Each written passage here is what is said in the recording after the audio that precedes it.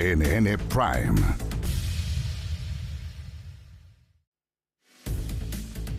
Son las 8 de la noche en punto, momento exacto para que comience CNN Prime acá en CNN Chile. Revisaremos los hechos más importantes que han sucedido en nuestro país y también en el mundo. Comenzamos con los titulares.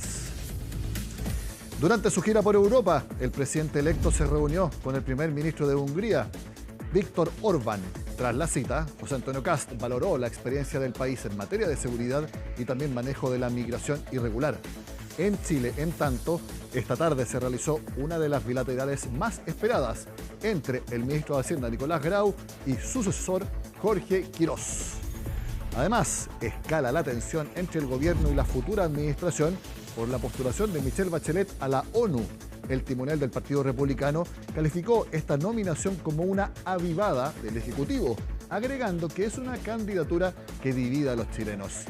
Por su parte, la vocera Camila Vallejo respondió que llevar el caso a la pelea chica nacional es frívolo. Además, 14 detenidos dejó la aplicación de la tercera fase de intervención en el barrio Meix en Santiago.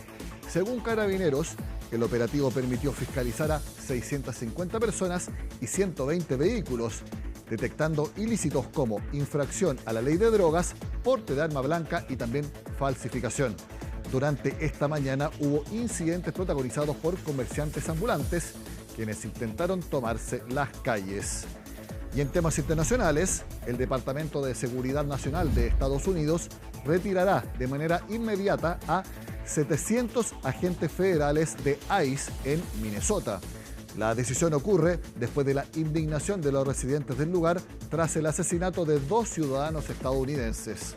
Todo esto y más comienza CNN Prime.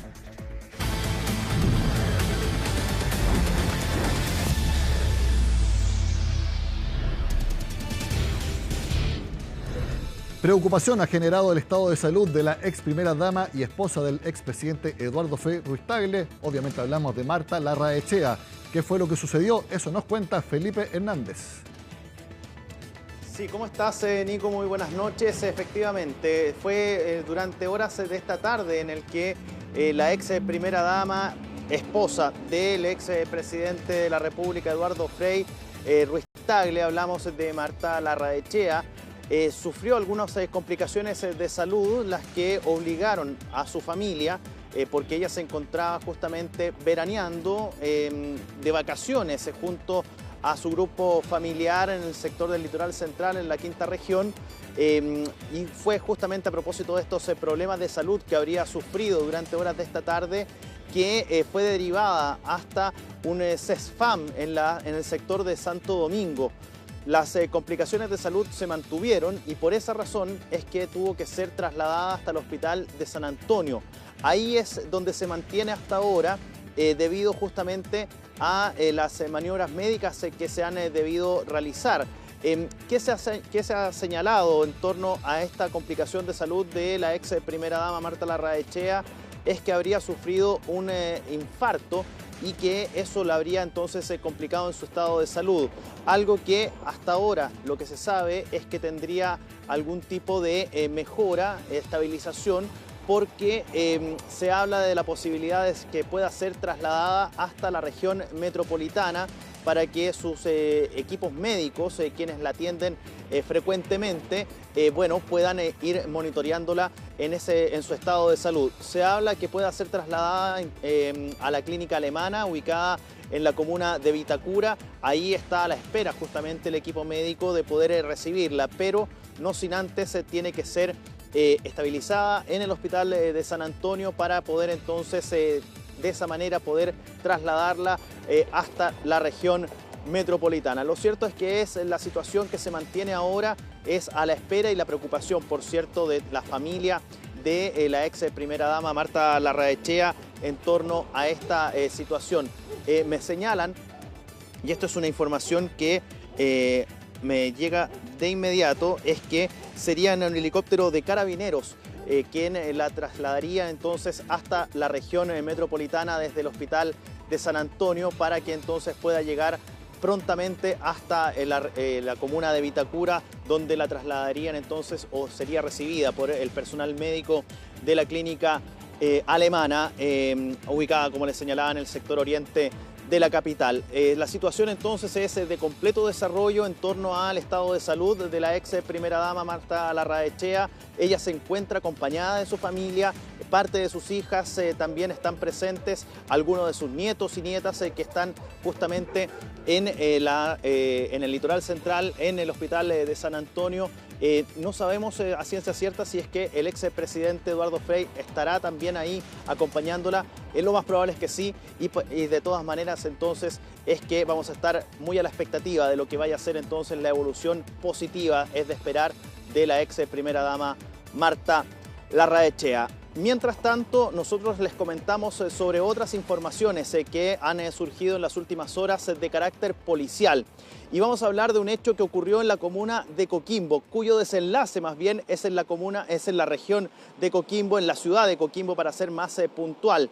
Personal del equipo del Servicio de Encargo de Búsquedas de Vehículos y de Personas de Carabineros se percatan de la presencia de 12 vehículos, 2 station wagon, que circulaban con patentes artesanales, patentes hechas prácticamente a mano por sujetos. Bueno, este personal de Carabineros identifica estos vehículos llamándole obviamente la atención a propósito de esta situación, y es ahí donde son interceptados por personal de Carabineros a estos 12 automóviles, en los cuales iban sujetos en su interior. Lo cierto es que en cada uno de ellos iban 12 sujetos en uno de los vehículos iba un sujeto, en otro iban 2, todos chilenos y todos con un amplio prontuario policial. Lo cierto es que esta investigación no queda ahí, porque con las labores investigativas se identifica a un tercer vehículo, una Mitsubishi, marca Mitsubishi, modelo L200, que también fue identificada con patentes adulteradas, y un cuarto automóvil que servía de punta de lanza de estos otros 3. Bueno, ¿cuál es la unión de toda esta situación? Es que los 4 vehículos identificados por el personal de Carabineros tenían encargo por robo del mes de enero ocurridos los atracos acá en la región metropolitana y estaban siendo sacados justamente o iban en trayecto hacia el norte de nuestro país. Los 6 sujetos fueron detenidos. Al momento de verificar sus antecedentes, bueno, contaban con un amplio prontuario policial, desde violencia intrafamiliar hasta robos con intimidación, de todo, así lo cuenta Carabineros. Gracias al permanente trabajo de análisis policial e investigación en terreno por parte de nuestros carabineros de la sección Encargo y Búsqueda de Vehículos, logramos desarticular una banda interregional vinculada al robo y tráfico de vehículos, recuperando así 4 automóviles, los cuales fueron sustraídos en la comuna de Maipú en el mes de enero de este año. Las 6 personas detenidas acumulan más de 66 retiraciones. Ahí está entonces las palabras de Carabineros. Los 6 sujetos fueron puestos a disposición del Ministerio Público con los antecedentes que pudo recopilar Carabineros en torno a esta investigación prácticamente de flagrancia, donde fueron descubiertos estos sujetos. Todos adultos, todos chilenos, iban a ser puestos a disposición del Ministerio Público. Cambiemos de tema. Vamos a hablar de una situación que ocurre durante esta madrugada en la comuna de Cerro Navia, aquí en la región metropolitana. Carabineros contaba en su poder con una orden de entrada y registro para 2 domicilios ubicados en esta comuna del sector norte de la capital.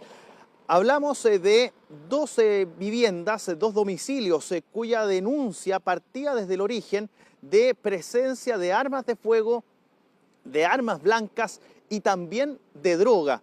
Bueno, al momento de llegar Carabineros, logran abrir los domicilios, ambos prácticamente en simultáneo, y es ahí donde se encuentran con, por ejemplo, una pistola, un armamento de fuego marca Beretta calibre 9 milímetros con 2 cartuchos listos para ser utilizados, armas blancas, estamos hablando de grandes dimensiones, y además de droga que ya estaba lista para ser comercializada, estaba dosificada. Encontraron pasta base, encontraron clorhidrato de cocaína, entre otro tipo de estupefacientes. Pero además hubo detención de sujetos, 2 chilenos en un domicilio y un tercero que es de nacionalidad peruana en el segundo domicilio en cuestión. Y todos tienen al menos en el caso de los chilenos, antecedentes policiales y también judiciales. Nada vigente, pero sí tenían un amplio prontuario policial. ¿De qué se trataban estas viviendas? Bueno, se les conoce popularmente como caletas. Es ahí donde se vende la droga, se comercializa en estos lugares. ¿Y cómo se puede señalar que esto es así? Porque las viviendas, al momento de ingresar los funcionarios policiales, bueno, tuvieron la dificultad mayor. Había una placa de acero que les impedía el paso rápidamente.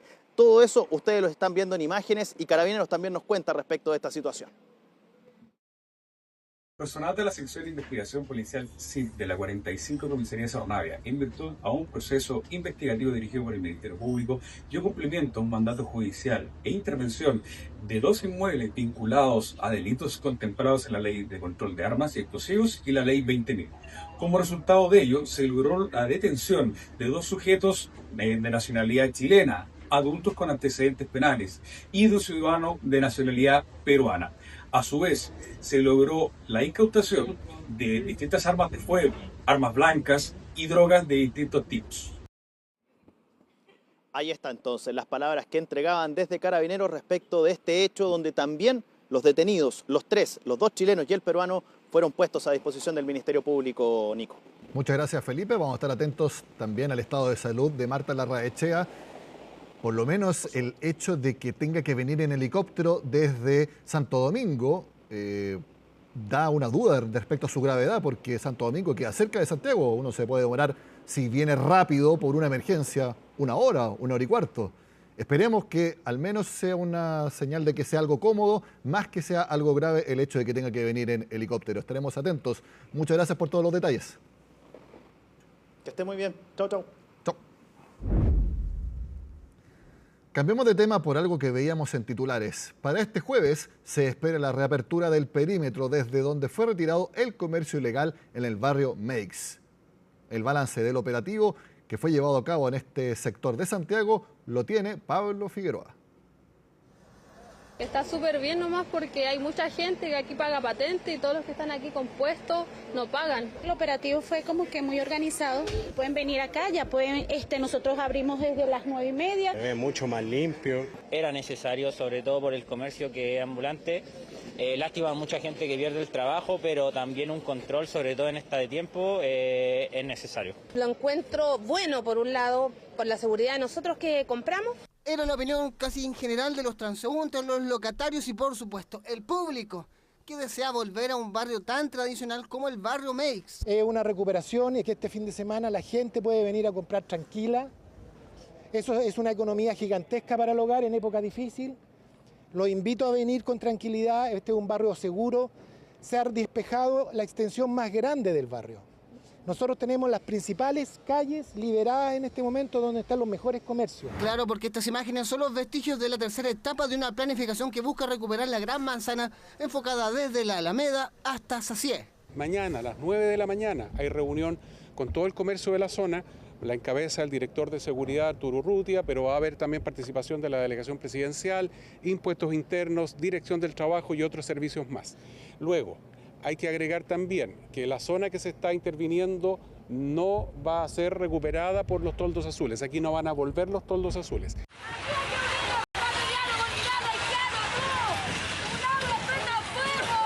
Una labor que esta madrugada no estuvo exenta de problemas. Hemos realizado una labor preventiva en este sector. Nos ha permitido controlar y fiscalizar a más de 650 personas, donde hemos realizado controles de identidad. A más de 120 vehículos también hemos controlado en el sector. Esto hasta el día de hoy y a esta hora nos ha arrojado un resultado de 14 detenidos al momento por diferentes motivos, pero principalmente por contrabando de cigarrillos, infracción a la ley de droga, porte de armas blancas, falsificación de instrumento público. Así es, una gran cantidad de detenidos para unos hechos aislados en donde se busca no solamente recuperar la manzana del barrio Meix, sino también mantener el orden establecido que se ha logrado en las últimas horas. Aquí hay una dimensión que es la recuperación del espacio público y terminar con los toldos azules. pero los que proveen, los que importan para después falsificar, los que hacen contrabando, la trata de personas, etcétera, son múltiples delitos de mafias organizadas, de crimen organizado, de economías ilícitas. Y en ese sentido nosotros mantenemos la coordinación con todos los servicios públicos que fiscalizan estas situaciones con el propósito de seguir enfrentándolos. Y así es como después de varios años los toldos azules ya no son una realidad en el barrio Meix y ahora solo se busca esperar que no vuelvan a imponerse en este lugar. Diversos cuestionamientos han surgido desde el entorno del presidente electo a la candidatura de Michelle Bachelet para la Secretaría General de la ONU, lo que ha generado también la respuesta del gobierno. Ivo Goich nos cuenta más al respecto. ¿Cómo te va? Muy buenas noches. Continúa el debate que ha generado la decisión y el anuncio hecho por el presidente de la República, Gabriel Boric, el día lunes, junto a los representantes de las embajadas de México y Brasil en nuestro país, de inscribir formalmente la candidatura de Michelle Bachelet Jeria, expresidenta de la República de Chile, en 2 ocasiones, para competir por la Secretaría General de Naciones Unidas. Es un hecho y es conocido públicamente que el presidente Boric hizo este anuncio nada más ni nada menos que en Naciones Unidas el pasado mes de septiembre del año 2025. Transcurrieron varios meses de incertidumbre de saber cuándo iba a ser finalmente inscrita Michelle Bachelet, y lo hacen entonces durante este mes de febrero, algo que había anunciado el presidente de la República en Tolerancia Cero en nuestro canal hace algunas semanas. Solo el hecho de esta inscripción reabrió un debate acerca de la pertinencia o no de la decisión y el peso que deba tener la decisión del próximo mandatario, de José Antonio Kast, quien, pese a haberse reunido con Michelle Bachelet durante el mes de diciembre, ha dicho que solo después del 11 de marzo él tomaría una decisión acerca de si apoyar o no formalmente esta candidatura como Estado de Chile. Hay dudas por parte del presidente electo, de hecho las manifestó en Bruselas durante la jornada de ayer, diciendo que hubiese sido bueno generar un consenso, una unidad, una especie de aviso también que lo hubiesen notificado acerca de esto, y también dudas acerca de los países que la apoyan, con cuánto peso cuenta la candidatura de Michelle Bachelet más allá de México, Brasil y por supuesto nuestro país. Lo cierto es que esa candidatura ya está inscrita formalmente y ella compite con posibilidades serias de ser la próxima secretaria general de Naciones Unidas. En la actual oposición, futuro oficialismo, eso sí, hay mayoritariamente voces en contra de esta decisión del presidente de la República. Tiene varios factores. Uno, dicen que lo pone contra la espada y la pared al sumar a 2 países importantes de la región. No lo deja con margen de movimiento a José Antonio Kast y lo empuja a tener que apoyar una candidatura de esta envergadura. Por otro lado, a nivel político interno de nuestro país también puede generar ruido por la derecha, por la base de apoyo de José Antonio Kast, quienes no estarían de acuerdo con esta candidatura, y por el lado izquierdo con las futuras negociaciones que se tengan que realizar en el Parlamento en el caso de que José Antonio Kast no apoyara esta candidatura. Así que se le tornó difícil y molesto el panorama a José Antonio Kast, a quienes lo apoyan también por esta inscripción formal de la candidatura de la expresidenta de Chile. Pasemos a escuchar algunas de las voces muy críticas acerca de la decisión del presidente Boric. Arturo Esquella, presidente del Partido Republicano, y también el senador independiente Rojo Edwards. Molesta tan profundamente esta avivada de presentar una candidatura a 37 días antes de dejar la administración. Creemos que no corresponde, que eso tenía que estar en conjunto, en consenso, conversado y acordado con la administración futura, y además porque en definitiva es, tal como se ha visto durante estos días, es una candidatura que divide a los chilenos y que genera gastos que no estamos en condiciones de absorber. Tenemos otras prioridades y por lo demás tiene pocas probabilidades de éxito. Evidentemente que estos amarres, estos adelantamientos de concursos, estos nombramientos más rápidos de lo que uno esperaría, poco usuales, digamos, para el mes de febrero, generan, digamos, un daño importante, porque efectivamente son personas estas que amarran en último minuto, que vienen con una carga ideológica. La presentación de la candidatura de Michelle Bachelet hoy, como se hizo, claramente tiene objetivos internos, porque no es verdad que la candidatura de Michelle Bachelet sea hoy día una candidatura fuerte, porque tiene el problema muy grande, que el propio presidente Boric se ha encargado de hacerlo más profundo, de la posibilidad de veto de parte de Estados Unidos. Cuando cada vez que el presidente Boric le dice que es un mentiroso, que dice falsedades, que es un emperador o que es un criminal, al presidente Trump, obviamente hace mucho más difícil la candidatura de Michelle Bachelet. Desde la oposición, sobre todo desde el Partido Republicano, han dicho que esto es el amarre más grande que ha hecho este gobierno, dejar anclada la candidatura de Michelle Bachelet antes de que comience a la administración de José Antonio Kast el próximo 11 de marzo y cuando es de público conocimiento también que él iba a tomar una decisión posterior a asumir como presidente de la República de Chile. Esto va a tener efectos, dicen políticos, que tiene una carga ideológica esta candidatura. Lo cierto es que a esas palabras respondió el gobierno duramente. Lo hizo el presidente Boric, catalogando esto como una pequeñez y una frivolidad, fijarse en ese tipo de cosas, en los argumentos que se dan para criticar una candidatura del peso, de la talla que tiene Michelle Bachelet. Eso por un lado. Y la ministra Camila Vallejo el día de hoy también fue muy crítica acerca de este denominado amarre que deja el gobierno del presidente Boric, diciendo que lo ve como una estrategia ocupar este concepto de amarre para todas y cada una de las decisiones que tome la actual administración de acá al 11 de marzo. ¿Qué pretenden?, pregunta ella, que no cumplamos con nuestra tarea, que es gobernar. Pasemos a escuchar qué fue lo que dijo la secretaria de Estado. Comparto lo que dice el presidente. Me parece frívolo leer todo en clave nacional cuando se trata de una candidatura de envergadura y alcance internacional. Esta cuestión del amarre creo que se enmarca en un relato más allá de la candidatura de Michelle Bachelet. Creo que hay una intención de una parte de la actual oposición de hacer que todo el trabajo que está haciendo el gobierno, que es gobernar, parezca ser un amarre. Es casi una invitación a deja de gobernar porque si no todo te lo voy a acusar de amarre. Deja de legislar porque se lee como amarre. Deja de presentar una candidatura a las Naciones Unidas porque es un amarre. Deja de hacer, o sea, ¿qué pretenden? ¿Que el gobierno deje de hacer lo que tiene que hacer? Si el gobierno actualmente es el gobierno del presidente Boric. Y es el presidente Boric el que gobierna hasta el 11 de marzo. Claro. Después serán ellos. Lo cierto es entonces que esta es una candidatura presentada por 3 países.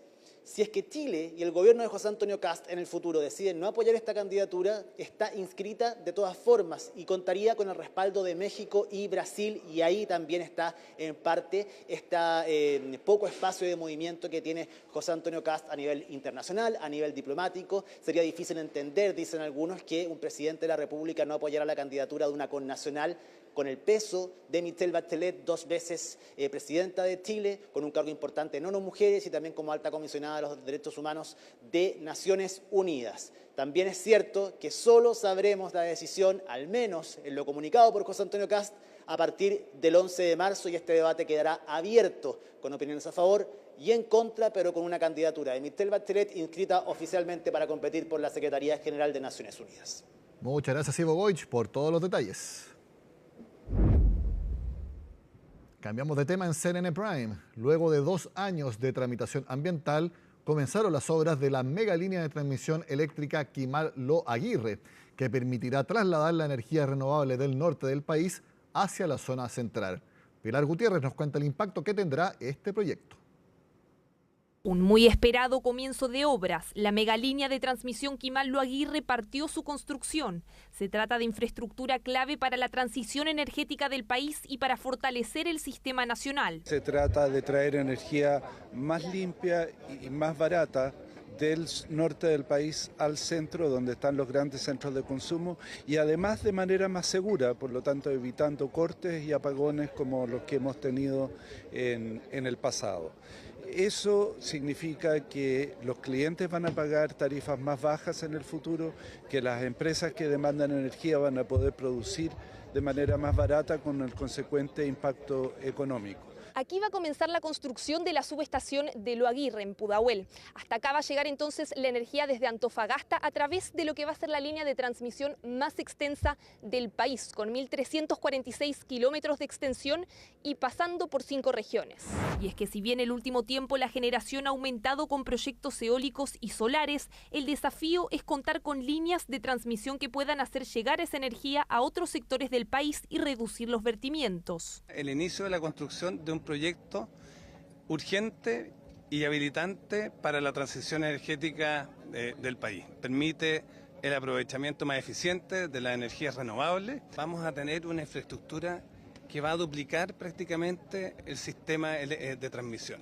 Y eso elimina restricciones. El proyecto fue muy comentado, sobre todo luego del gran apagón de febrero de 2025, que dejó prácticamente a todo el país sin luz. Así, muchos expertos lo señalaron como una iniciativa clave para aportar mayor resiliencia al sistema eléctrico nacional. Las fallas siempre van a ocurrir. El punto es que el impacto en la desconexión de los clientes o los usuarios sea menor.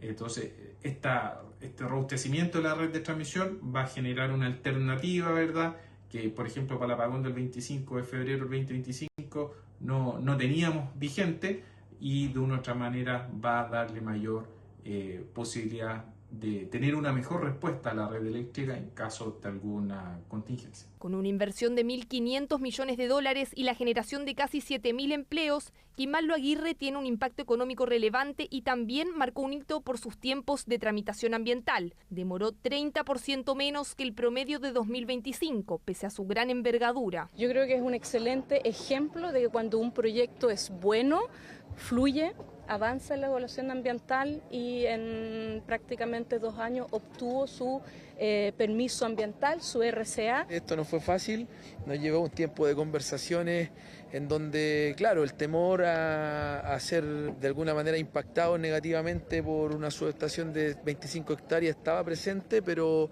también logramos entender nosotros la importancia que tenía este proyecto, y también la empresa de alguna manera mostró voluntad, por ejemplo, para emplazarla en un terreno que antes fue una mina. El avance de la megalínea Kimal Lo Aguirre va en línea con el calendario y se espera que esté lista en 2029. Esta tarde se realizó la primera reunión para coordinar el traspaso de funciones entre el ministro de Hacienda, Nicolás Grau, y el futuro titular de la cartera, Jorge Quirós. Natalia Muñoz estuvo en el lugar y nos cuenta los detalles. ¿Cómo estás? Muy buenas noches. Así es, continúan las reuniones bilaterales entre ministro saliente y ministro entrante para hacer un traspaso ordenado de las diferentes carteras. Y durante esta jornada se llevó a cabo una reunión bilateral muy esperada ante Atinos 120 correspondiente al Ministerio de Hacienda. Y fue el actual ministro de Hacienda, Nicolás Grau, quien recibió a su sucesor en el cargo, Jorge Quirós, quien llegó acompañado de quien ya fue confirmado que va a asumir la dirección de presupuestos, y hablamos de Juan Pablo Gómez, gerente de ENAP, quien fue nombrado por quien va a asumir justamente el Ministerio de Hacienda. Y además Jorge Quirós llegó acompañado de Tomás Bunster, quien se presume que podría asumir la subsecretaría de Hacienda. Por su parte, Nicolás Grau estuvo acompañado de la directora de presupuestos, Javiera Martínez, y también de la subsecretaria de Hacienda, Heidi Werner. Son varios los puntos que se podrían haber tocado en esta reunión, donde nosotros esperábamos de hecho tener más reacciones justamente del actual ministro de Hacienda y de su sucesor en el cargo, donde lo que confirmaron es que esta va a ser la primera reunión de muchas que se van a llevar a cabo durante el mes de febrero hasta que asuma el gobierno entrante del presidente electo José Antonio Kast. ¿Sobre qué puntos se tocaron en esta reunión? No fue abordado ni por el actual ministro de Hacienda ni también por su sucesor en el cargo. Lo que sí confirmaban es que se está haciendo un traspaso ordenado y continuarán revisando cuáles van a ser los puntos. Esta es una reunión, ¿no es cierto?, de traspaso institucional. Da cuenta de lo importante que es dar continuidad al funcionamiento del Estado. El Ministerio de Hacienda es un ministerio que tiene un conjunto de actividades que son cruciales para el desarrollo del país, y es muy importante que todas ellas tengan la debida continuidad. Lo que nos ha pedido el presidente Boric es que este sea un traspaso impecable, serio, transparente y poniendo siempre por delante el país. Le he transmitido a Jorge y su equipo toda la disponibilidad del Ministerio de Hacienda, de los equipos que actualmente aquí trabajan, para colaborar, entregar los antecedentes técnicos, la información fiscal y responder, por supuesto, a todas las consultas necesarias de forma tal que tengamos una transición fluida. Es la primera de una serie y se enmarca en lo mejor de nuestras tradiciones republicanas, que busca en este caso facilitar la transición, resguardando la continuidad del funcionamiento del Estado. La reunión que hemos sostenido con el ministro y su equipo se ha centrado en obtener antecedentes que son esenciales para asegurar un traspaso ordenado. Hemos acordado seguir trabajando durante todo febrero para llegar sin tropiezos al 11 de marzo y asegurar que el país mantenga su completa normalidad en su funcionamiento fiscal y económico. En esta semana de reuniones bilaterales donde todavía no se realiza la reunión bilateral del Ministerio de Obras Públicas, pero ya está con polémicas, y esto se debe justamente a una entrevista que entregaba a los medios quien va a asumir esta cartera de Obras Públicas, y se trata de Martín Arrau, que viene de hecho a entregar estas declaraciones bastante polémicas que no cayeron bien en la actual ministra de Obras Públicas,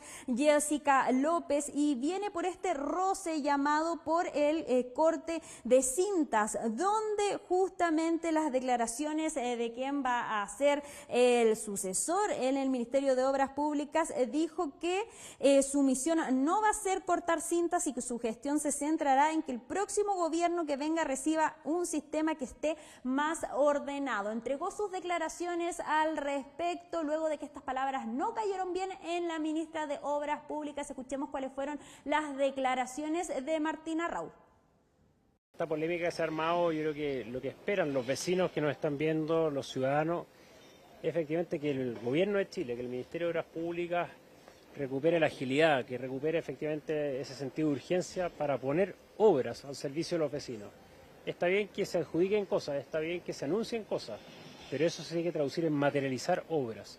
Y ahí es donde efectivamente hay muchas cosas que se podrán mejorar, y algunas polémicas que han habido en los últimos días efectivamente no es lo que tenemos que poner en el debate público, sino que el debate público tiene que ser efectivamente en cuanto a obras públicas, cómo aceleramos y agilizamos la respuesta a los vecinos con esa infraestructura. Nosotros estamos preocupados efectivamente de cómo acelerar la inversión y dar respuesta a los vecinos.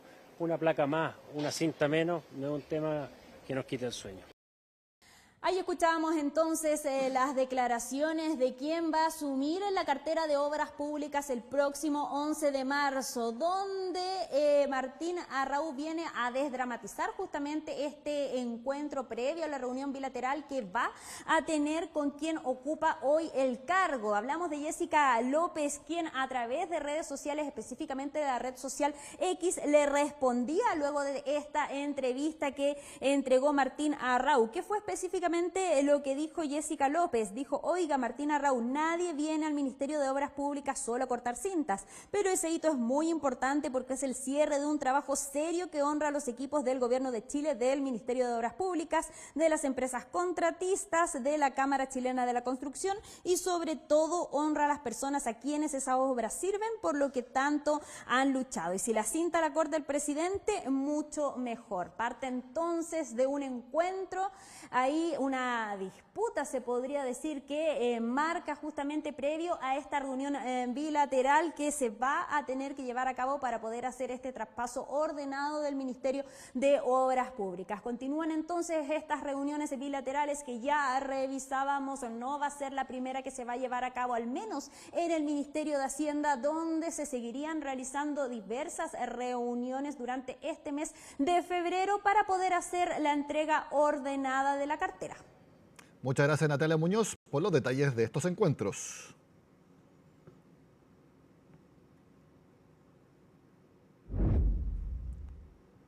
Y ahora en CNN Prime conversamos con el viceministro de Economía y Energía, Álvaro García, a quien vemos en pantalla. Álvaro, gracias por estar con nosotros en CNN Chile. Buenas noches. Buenas noches, un gusto estar con... Álvaro, usted estuvo en el comienzo de obras de la línea de transmisión Quimal-Lo Aguirre. ¿Cuál cree que es el símbolo, lo que significa que esta obra, que se planificó durante mucho tiempo, esté finalmente construyéndose? Bueno, una gran noticia para el país porque facilita, promueve su desarrollo sostenible, promueve el crecimiento económico, una inversión de 1.500 millones de dólares que va a traer energía más barata hacia el centro del país. En lo social va a generar 7.000 empleos en su momento de construcción. También va a traer energía más barata a la gran mayoría de los usuarios de energía del país que viven en la zona central en el ámbito ambiental limpia la materia energética y por lo tanto disminuye los efectos del cambio climático. En ese sentido creo que es una gran noticia. Obviamente tiene que ser una de muchas líneas de transmisión que se construyan en nuestro país. No todas tienen que ser de las dimensiones de Kimualdo Aguirre, sino que tiene que haber también muchas más pequeñas que permitan conectar los centros de generación con líneas intermedias que puedan llevar la energía a Kimualdo Aguirre. Esa también es una tarea pendiente que tenemos como país. Por supuesto, tenemos que seguir invirtiendo en líneas de transmisión. Se ha estado haciendo también conectando otros centros urbanos como Chillán, por ejemplo, pero esta línea cubre 1.300 kilómetros del país, 5 regiones de Antofagasta a Santiago, por lo tanto es de un enorme impacto. Se conversó mucho también sobre si esta tramitación ambiental de Kimualdo Aguirre iba a ser muy larga, ardua, porque para poder pasar 1.300 kilómetros de cables de alta tensión, no solamente hay que negociar con el Estado, sino que también con distintos actores privados que puedan ser dueños de los terrenos. ¿Les sorprende que hayan sido, y voy a decir entre comillas, solo 2 años de tramitación ambiental? Bien puestas las comillas, pero efectivamente hacer un proyecto de esta magnitud en 2 años es espectacular y es de felicitar en ese sentido a la empresa que recogió buena información, mantuvo una buena relación con los vecinos, lo que facilitó el diálogo y ciertamente el trabajo del medio ambiente, no solo en su dimensión técnica de asegurarse de que las reglas ambientales se cumpliesen, sino que también de participación ciudadana. Este es el proyecto donde participó más gente directamente, más de 50 encuentros ciudadanos, además de la participación virtual. Por lo tanto, contó con un apoyo muy amplio a lo largo del país, un proyecto que, como tú dices, es complejo. Creo que este trámite demuestra que se pueden hacer bien las cosas, tanto desde el sector privado como desde el sector público. Que se pueden hacer bien las cosas y que proyectos complejos por sus dimensiones, pero sumamente necesarios, se pueden hacer en tiempos razonables y ayuden al desarrollo no solamente económico de nuestro país, sino que de vida, ya que llevar energía barata, usted lo decía, para tener también en un futuro, no tan cercano, pero en un futuro, cuentas de la luz más baratas, ayuda a todas las personas en su día a día. Exactamente. ¿Usted cree que entonces es una buena señal de que se pueden hacer estos proyectos que son grandes y que pueden parecer complejos?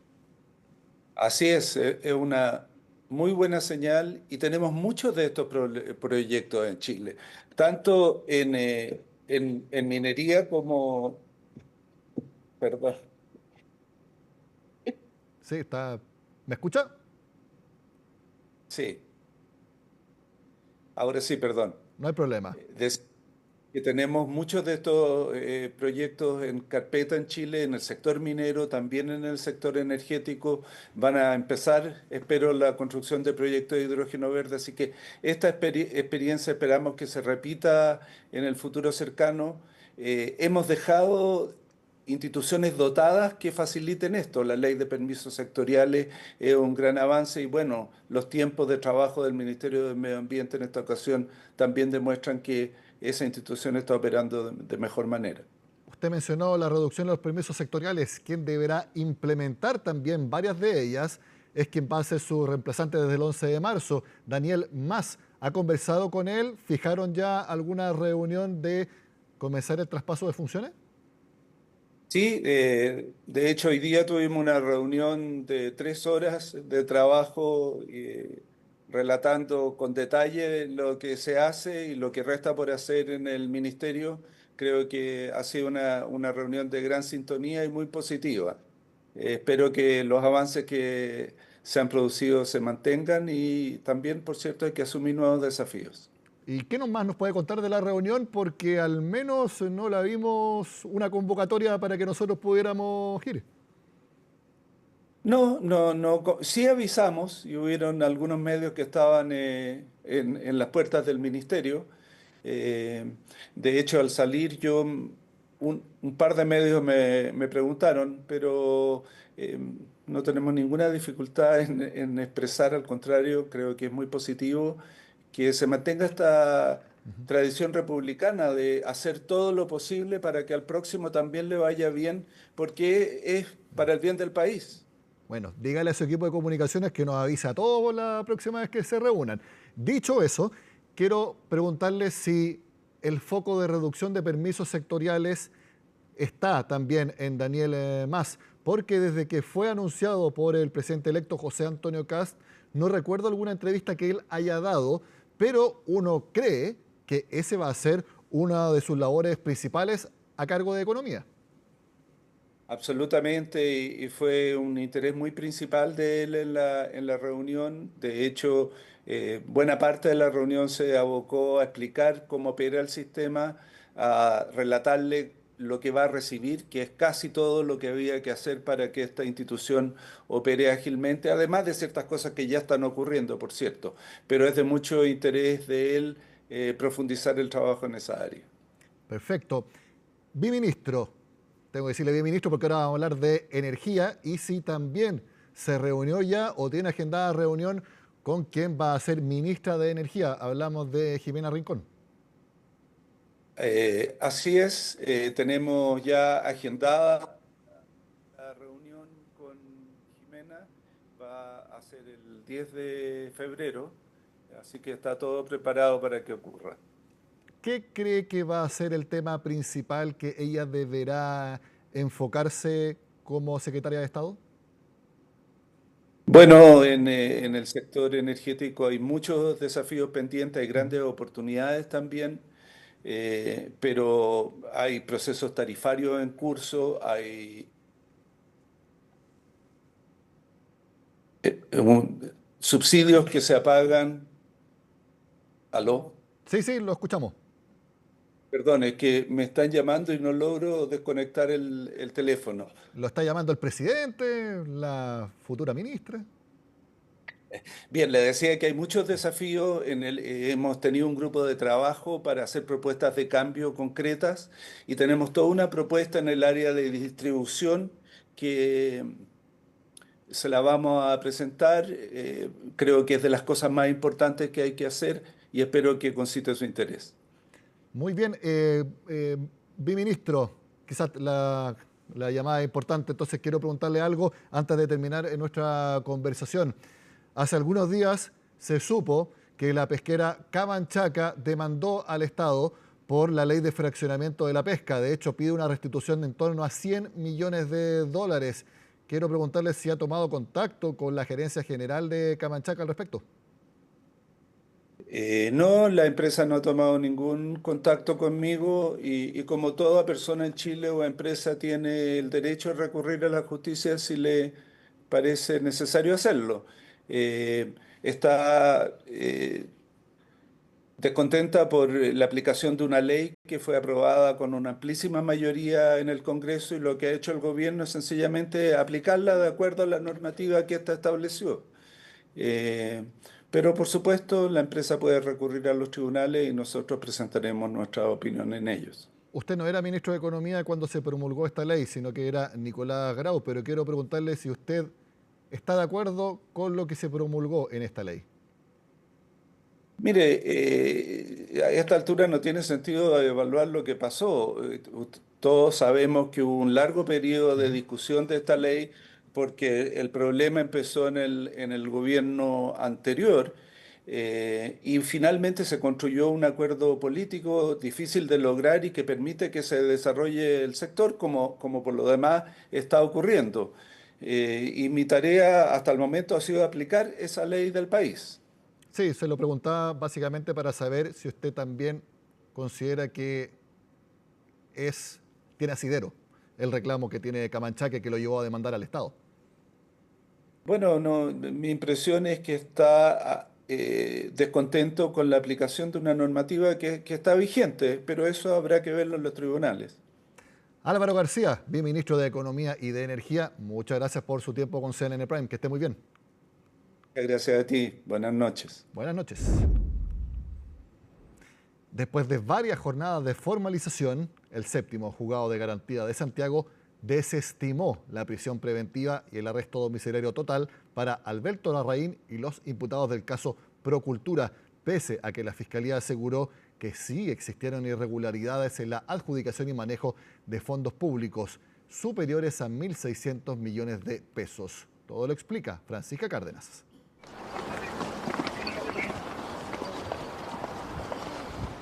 Así salió Alberto Larraín la noche de este martes del Centro de Justicia sin responder sobre qué ocurrió con los más de 1.000 millones de pesos que no fueron ejecutados en el programa Quédate, iniciativa que él mismo impulsó en la Fundación Procultura. Y es que tras 4 días de formalización, el séptimo juzgado de garantía de Santiago decidió rechazar la medida cautelar de prisión preventiva para el psiquiatra y los principales involucrados en el caso, quedando solo con arraigo nacional. Todos los antecedentes mostraron que no eran proyectos de pantalla, eran completamente reales dentro de procedimientos que podrán ser discutibles en cuanto a sus procedimientos administrativos, en fin, pero no observó nada de naturaleza penal. Minimiza pruebas. Creemos que están, y así lo hemos sostenido, que existen los antecedentes suficientes para tener acreditados los delitos. Según la resolución que lideró el juez Patricio Álvarez, no existían indicios de que los imputados hayan defraudado al fisco, pese a que la Fiscalía aseguró que hubo irregularidades en la adjudicación y manejo de fondos públicos superiores a los 1.600 millones de pesos destinados al programa de prevención del suicidio administrado por la Fundación. Recursos que fueron traspasados desde el gobierno regional metropolitano. Los 1.000 millones de pesos que no se alcanzaron a ejecutar. Estimado, creo que la prensa ya ha hecho suficiente daño en todos los casos. No, estamos informando. Así que, por favor, les pido respeto con mi familia y hablamos. Durante la audiencia, que duró más de 8 horas, el fiscal Cristian Aguilar argumentó que la gravedad de los delitos, el rol central de Larraín y el riesgo de entorpecimiento de la investigación justificaban la prisión preventiva. La defensa, en cambio, cuestionó los fundamentos de la acusación y sostuvo que el dinero que falta, 1.000 millones versus los 600 que se habrían ejecutado, no están en manos de Alberto Larraín.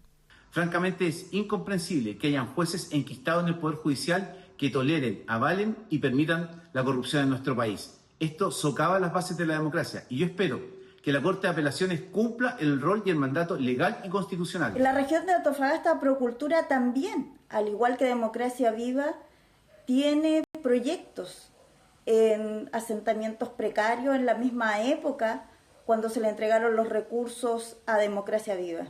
La medida de prohibición de salir del país se determinó también para las otras formalizadas. La representante legal de Procultura, Constanza Gómez, la jefa de estudios de la Fundación, María Teresa Busleme, y Evelyn Magdaleno, ex jefa de la División de Desarrollo Social y Humano del GORE Metropolitano. Actuó dentro de las esferas de su competencia y era jefa de una división particular del gobierno regional. Lo que pasó, no pasó con el dinero, no es competencia de ella, eso quedó acreditado. Se ejecutaron solo 600 millones, ¿qué pasó con los 1.000 millones de pesos restantes? Creo que esos aspectos son propios de la investigación y no me puedo referir a ellos por justamente guardar íntimamente relación con lo que se está investigando por parte de la Fiscalía. La fundación fue creada en 2009 por Larraín como una entidad sin fines de lucro. Según su abogado, es falso que Procultura y el psiquiatra no tuviera la experiencia para tratar temas de salud mental. Obviamente, este es un resultado de primera instancia, la Fiscalía puede apelar, puede intentar revertir esto en la Corte de Apelaciones, pero es dudoso que con un resultado tan malo pueda escalar por lo menos hasta la prisión preventiva, que era la petición original. La próxima semana la Corte de Apelaciones podría además poner en tabla la solicitud de desafuero contra el gobernador Claudio Rego, a quien esta semana la Fiscalía confirmó como imputado en una causa que ahora tiene 90 días de investigación.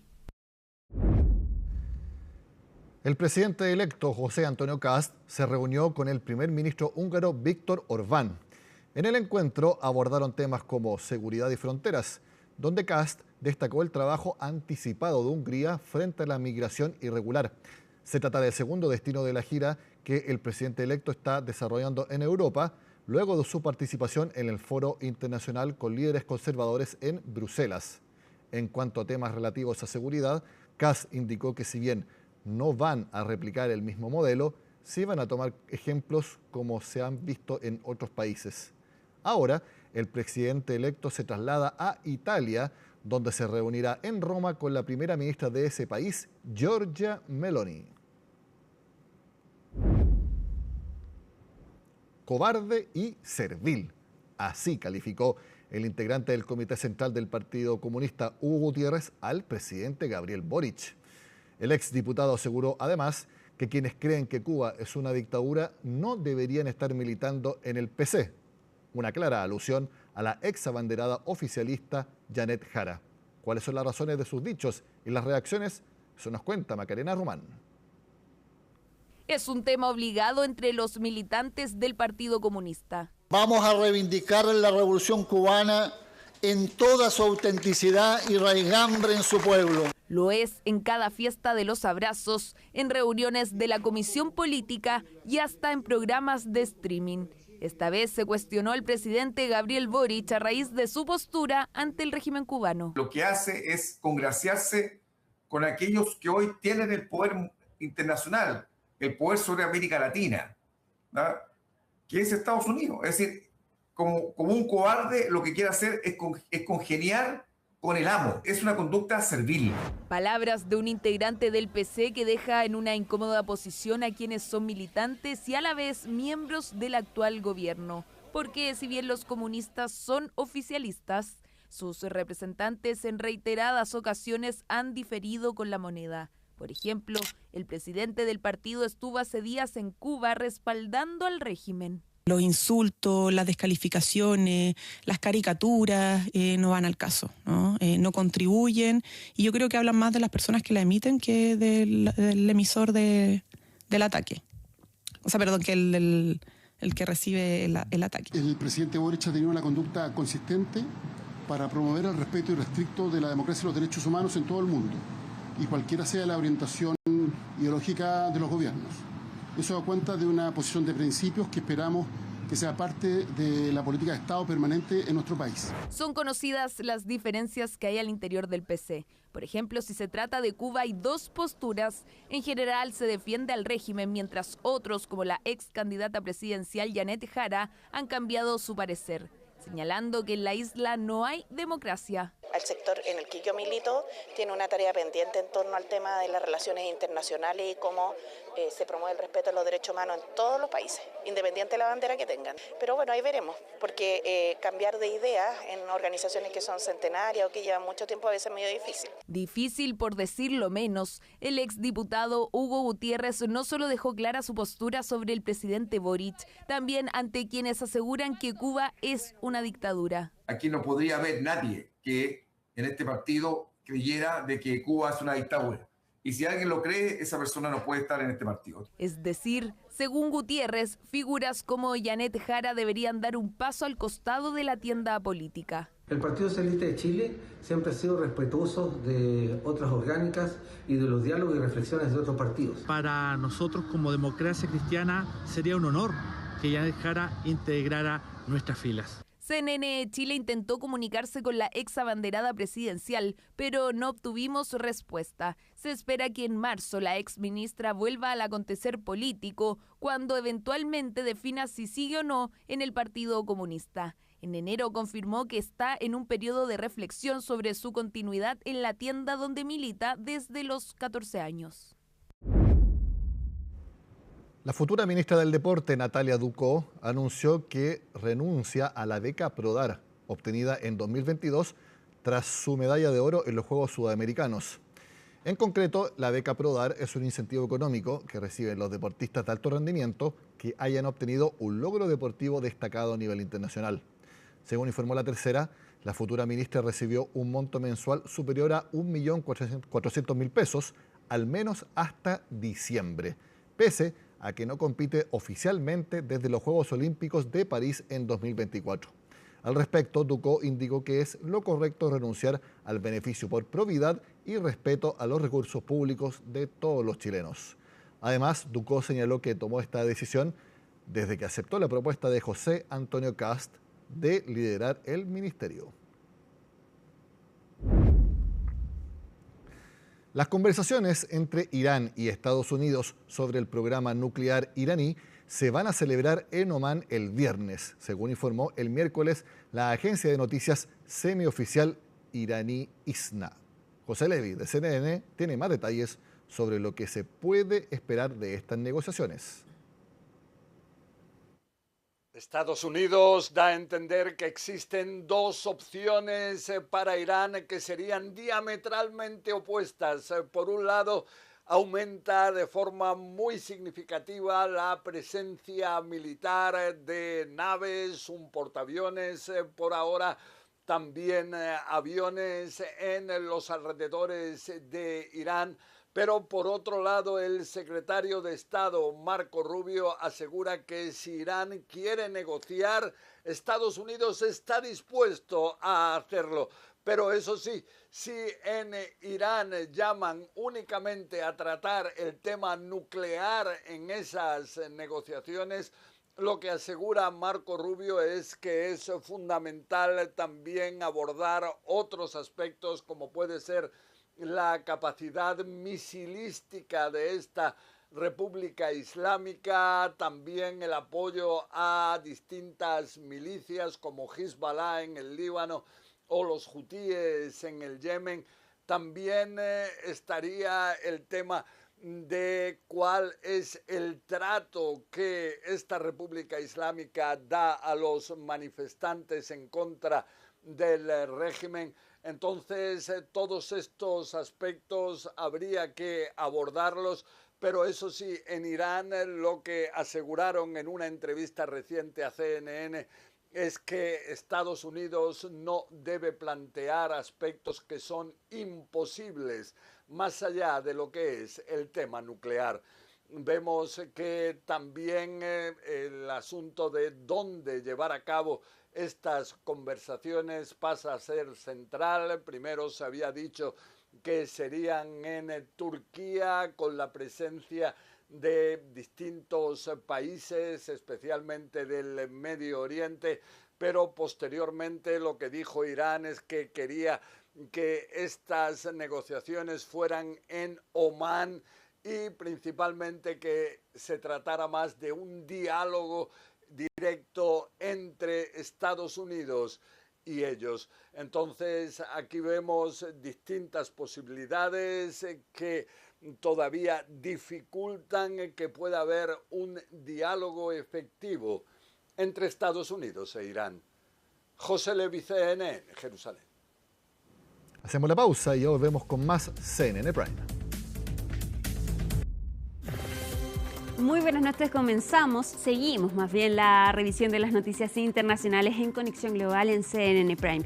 Y vamos a partir precisamente en Estados Unidos porque hubo marcha atrás en la política migratoria de este país después de que se desplegaran 3.000 agentes de ICE en Minneapolis, que hubiese detenciones de migrantes y también manifestaciones de los ciudadanos estadounidenses. No hay que olvidar que 2 ciudadanos estadounidenses fueron asesinados en Minneapolis por oponerse a estas redadas migratorias de los agentes federales de ICE. Después de que ocurrió el último asesinato de un enfermero, Alex Preti, de 37 años, que se enfrentó a estos agentes de ICE en medio de un operativo de detención de migrantes, esto elevó el tono entonces de las manifestaciones en Minnesota y Donald Trump se vio obligado a enviar sus SAR de la frontera a este lugar. Tom Homan, quien hoy finalmente dijo que van a retirar a 700 agentes de ICE de este lugar. Una desescalada entonces en este operativo migratorio, pero de todas maneras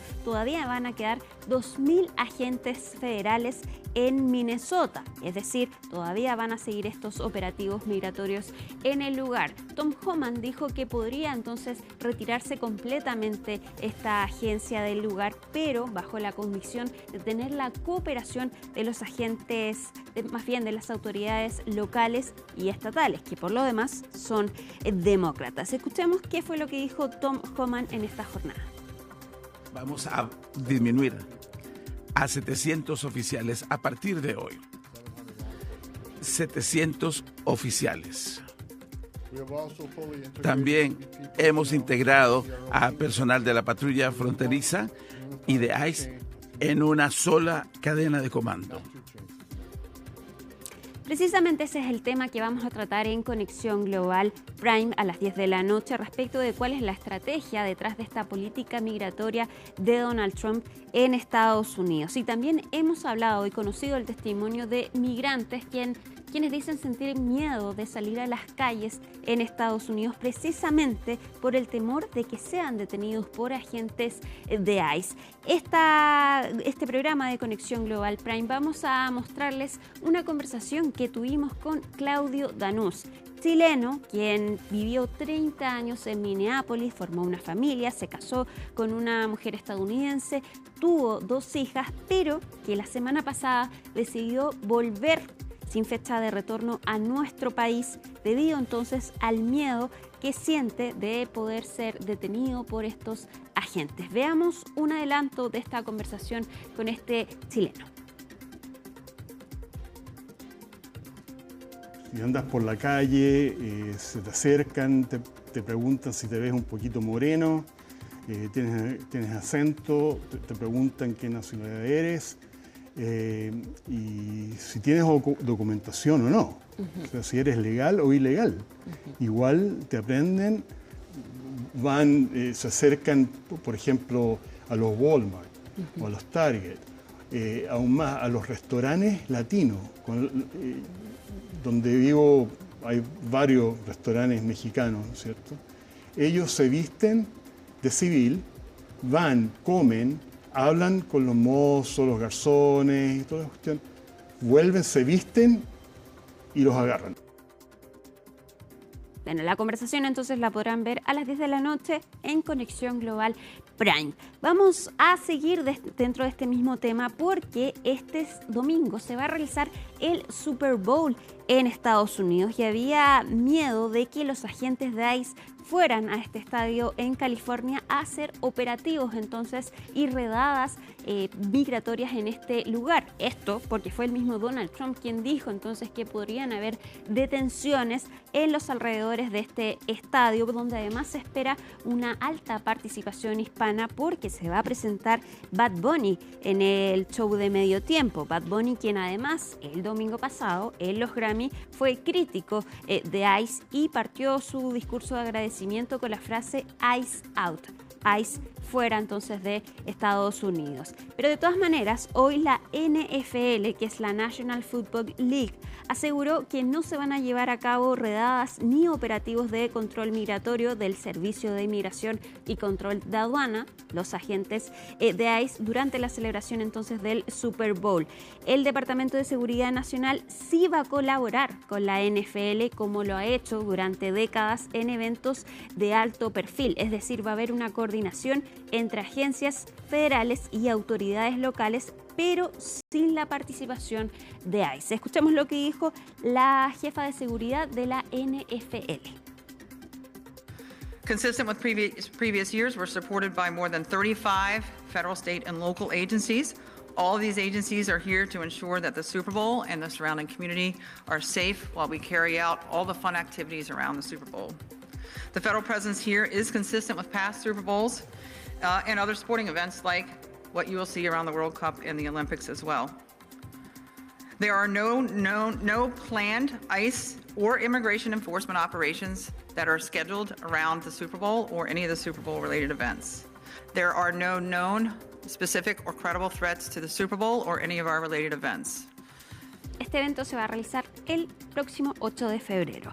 Vamos a seguir en Estados Unidos porque la semana pasada se liberaron 3 millones de documentos adicionales del caso de Jeffrey Epstein, este convicto sexual que murió en la cárcel. Se conocieron más vínculos de Jeffrey Epstein con distintas figuras del ámbito internacional, quienes han tenido que salir a responder entonces por los correos que se dieron a conocer en estos documentos que entregó el Departamento de Justicia, también fotos que se han lanzado, y entre ellos hay personajes bien reconocidos. Por ejemplo, Bill Gates, que dijo que se arrepentía de todas las horas que había pasado con Jeffrey Epstein. También Peter Mandelson del Reino Unido, quien fue exministro del gabinete británico, quien fue despedido como embajador en Washington por sus vínculos con Epstein y que también recibió las críticas del actual primer ministro del Reino Unido, Keir Starmer. Asimismo, el ex príncipe Andrés de Reino Unido ya dejó entonces la residencia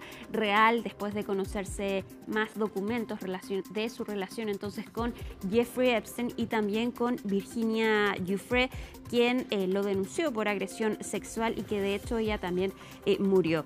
Asimismo, este caso también está tocando a la realeza noruega porque se conocieron correos electrónicos entre Jeffrey Epstein y la princesa heredera Mette-Marit, quien de hecho tuvo que salir a explicar estas conversaciones con Jeffrey Epstein, en algunos casos bastante amistosas y de hecho sugerentes, y también dijo que había sido un error entonces esta relación con el delincuente convicto. Pero no solo ellos entonces han tenido que salir a responder. Las víctimas de este caso han sido bien críticas con los documentos lanzados por el Departamento de Justicia porque incluyen datos personales de las víctimas y también critican cómo fueron redactados estos documentos. Ayer, la corresponsal de CNN en la Casa Blanca le preguntó a Donald Trump respecto de estos antecedentes y también de las críticas de las sobrevivientes, y él no quiso responder y más aún atacó a la reportera de nuestro medio. Pasemos a revisar ese momento.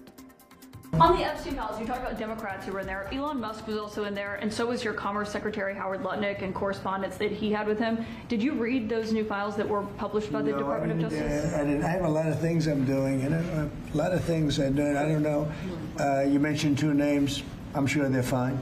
I'm sure they're fine. Otherwise, it would have been major headlines. A lot of women who are survivors of Epstein's are unhappy with those redactions that came out. Some of them, entire witness interviews are totally blacked out. Do you think that they should be more transparent? The fact that they thought they released too much. You know, I heard that, and you tell me something else. No, I think it's really time for the country to get onto something else. Really. You know, now that nothing came out about me, other than it was a conspiracy against me, literally, by Epstein and other people.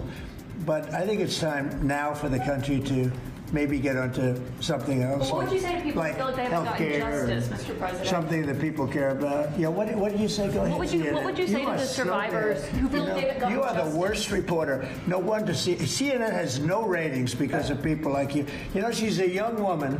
I don't think I've ever seen you smile. I've known you for 10 years. I don't think I've ever seen a smile on your face. You know why? You know why you're not smiling? Because you know you're not telling the truth. And you're a very dishonest organization, and they should be ashamed of you. Okay, survivors of sexual abuse or health care.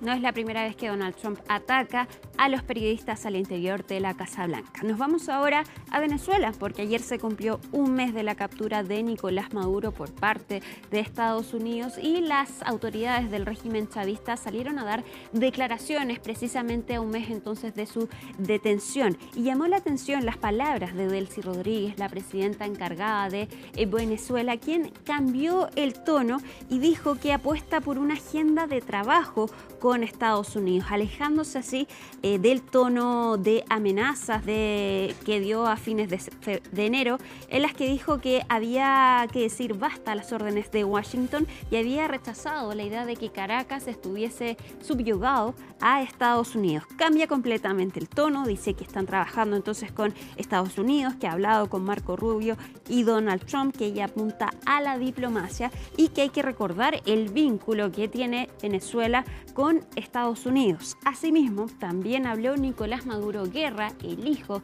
de Nicolás Maduro, quien recordó a su padre después entonces de esta detención. Ya lleva 4 semanas detenido en el centro de Brooklyn por 4 cargos, entre ellos narcoterrorismo. También se registró una manifestación chavista en Venezuela para exigir la liberación de Nicolás Maduro. Escuchemos las declaraciones.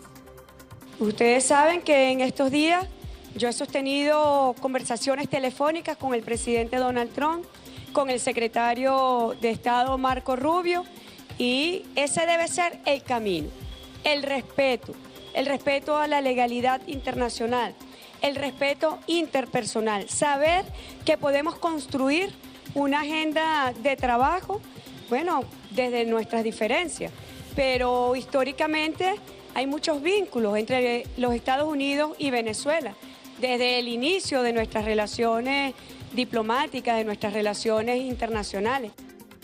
Este pueblo no es un pueblo antiestadounidense, no. Nosotros hemos conquistado una profunda conciencia antiimperialista, claro que sí, en el pueblo venezolano. Nosotros luchamos por consolidar nuestro propio modelo de desarrollo, nuestro propio modelo de democracia, nuestro modelo político, nuestro modelo social para cerrar la brecha de desigualdad.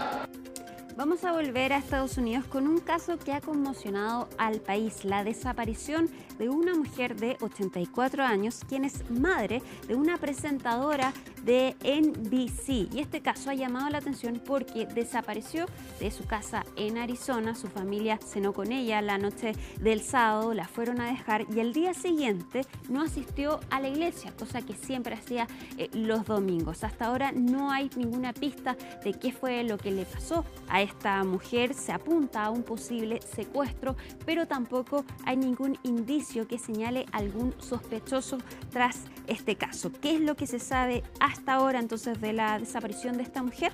Lo vemos en el informe de Felipe Cortés.